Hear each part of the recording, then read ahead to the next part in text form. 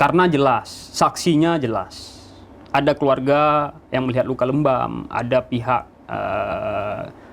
pihak polisi yang kebetulan keluarga korban yang menyatakan dia dianiaya.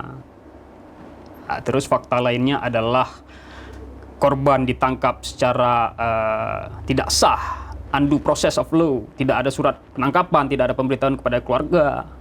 Itu jelas, tindak pidananya kalau menurut saya jelas. Sehingga seharusnya penyelidikannya tidak dihentikan, tapi ditingkatkan ke tingkat penyidikan untuk kemudian mencari siapa pelakunya dan mengajukan pelakunya ke pengadilan untuk diadili. Silahkan nanti hakim yang menentukan apakah orang tersebut nanti bersalah atau tidak. Jangan belum apa-apa sudah di-cut di awal. Itu sesimpel itu. Apa yang diminta oleh keluarga korban itu bukan hal yang muluk-muluk. Keluarganya meninggal. Korban memiliki seorang istri, 2 orang anak.